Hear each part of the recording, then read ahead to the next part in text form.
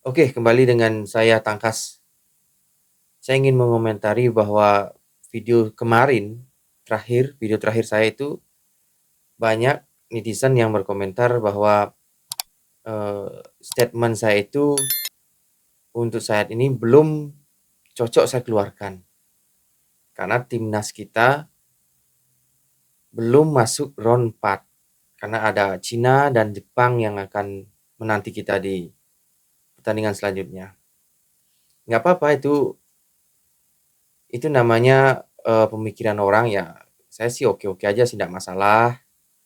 Dan yang pasti, kenapa saya berstatement seperti itu atau membuat video terakhir saya seperti itu, bahwa saya yakin kita akan menang melawan Cina. Ketika kita menang lawan Cina, jadi posisi 3 dan 4 itu sudah paten kita dapatkan dan akan lolos ke round 4. Itulah keyakinan saya. Nah, saya saat ini atau video ini saya akan mengulas ini peserta-peserta yang akan masuk ke round 4 ya. Artinya kemungkinan besar yang masuk ke round 4 di grup A dan grup C. Grup A, grup B dan grup C ya. Kita lihat tabelnya juga bareng-bareng nih. Sambil juga saya akan menjelaskan analisa. Kita lihat misalkan seperti kemungkinan besarnya ini kan ada Oman, ada WA ya, ada Qatar ya. Terus ada Irak, Arab dan timnas sendiri Indonesia ya. Kita coba spill satu-satulah kekuatannya ya. Kenapa saya yakin kemarin di video kemarin bahwa Indonesia tuh jauh lebih berkualitas. Artinya kualitas kita itu di atas rata-rata mereka. Coba kita lihat dari Oman misalkan. Oman terakhir kita bermain dengan Oman itu friendly match. Itu skornya 1-3 memang kita kalah. Zamannya pelatih Sintayong dan pemainnya itu pada era Evan Dimas di situ. Ya oke, nggak masalah. Itu kan di zamannya Evan Dimas itu kan banyak pemain lokal yang di situ. Yang ada di timnas kita pada saat waktu itu. Jadi kita menelan kekalahan 1-3. Itu friendly match ya, eksibisi persahabatan. Terus dari Uni Emirat Arab. Itu di situ memang dia ada 8 pemainnya naturalisasi dari Brasil. Ke-8-8-nya itu dari Brasil. Cuman, nah ada cumannya nih, atau tapi pemain naturalisasinya itu semua bermain di liga lokal. Liga lokalnya UEA atau Uni Emirat Arab. Jadi ya kualitasnya kan bisalah kita bayangkan atau bisalah teman-teman bayangkan bagaimana seperti apa kualitas pemain naturalisasi dari Brasil ini tapi bermain di liga lokalnya. Begitu. Jadi selanjutnya ada Qatar. Qatar ini ada 3 pemain naturalisasi. Yang pertama itu ada Pedro Miguel, itu dari Portugal. Asal mulanya dari Portugal. Sekarang kan jelas menjadi negara Qatar dong, warga negara Qatar. Itu klubnya juga klub lokal.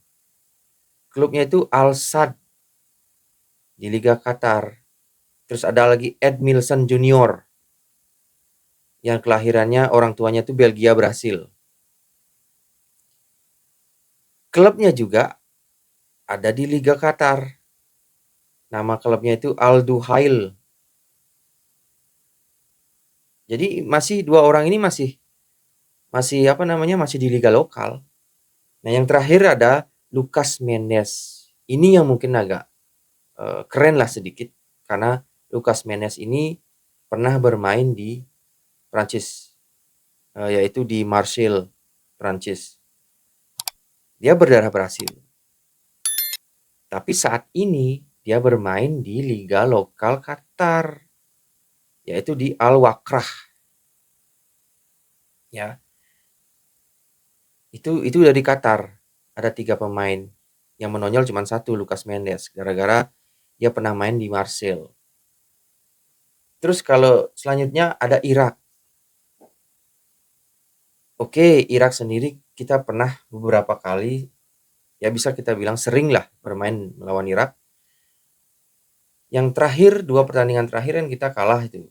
Di kualifikasi round 2 kayaknya, round 2. Itu kita kalah 5-1. Terus di Piala Asia juga pernah kita bermain lawan mereka, Irak, kita kalah 2-0. Oke, tapi dengan pemain-pemain kita kan masih kebanyakan waktu itu pemain lokal. Itu tolong dicatat. Kita kalah oke, tapi permainan dari pemain kita itu masih pemain lokal rata-ratanya. Nah, setelah itu ada Arab Saudi. Mungkin Arab Saudi tidak akan satu grup dengan kita ya. Tapi oke, nggak masalah. Saya akan kupas juga di sini. Arab Saudi apa sih yang lagi kita bicarakan sebenarnya tentang Arab Saudi? Kita bermain di Arab, skornya 1-1. Nah, ini dari segi pemain kita sudah rata-rata sudah naturalisasi.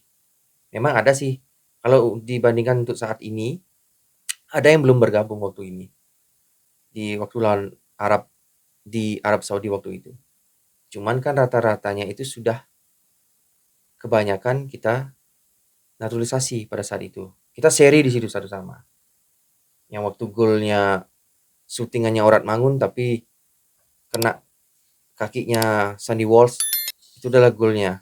Gol dari kita. Terus disamakan oleh Arab Saudi. Dan sedangkan di Indonesia, di GBK, kita libas itu 2-0. Dengan adanya penambahan juga pemain naturalisasi. Jadi Arab udah nggak usah lah kita omongkan, karena di sana 1-1, di sini 2-0 kita menang. Nah, jadi kesimpulannya, kenapa saya yakin kalau kita masuk round 4, saya yakin Indonesia di atas kertas pasti masuk Piala Dunia.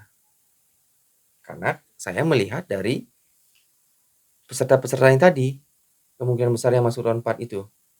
Dari segi kualitas pemain, semuanya di bawah kita. Coba misalkan lihat Jane Sess main di Venezia. Messilgers main di FC20. Itu liga-liga utamanya di negara masing-masing. Liga Italia sama Liga Belanda. Terus ada Ole Romanini yang lagi gacor-gacornya sekarang. Main di Oxford. Liga Inggris. Walaupun Liga 2. Terus ada siapa namanya tuh, Kevin Verdong, juga di Liga Utama Belanda. Eliano Renders, Liga Utama Belanda. Terus siapa lagi yang terbaru ini sekarang? Dan James itu di Liga Belanda juga. Head Eagles di Liga Belanda Utama, Liga Utamanya. Ya udah. Itu jadi di atas kertas kita levelnya di atas. Jadi itulah maksud saya membuat konten terakhir kemarin. Kenapa saya yakin? Karena hitung-hitungannya seperti itu, seperti tadi. Tapi nggak apa-apa lah, nggak apa-apa. Teman-teman yang lain komentarnya agak pedas, agak panas gitu, ya udah. Itu kan itu kita punya pemikiran masing-masing. Tapi pemikiran saya seperti itu. Kalau kita masuk round 4, saya yakin Indonesia akan menjadi juara grup dan akan lolos langsung ke Piala Dunia. Oke, sekian dari saya.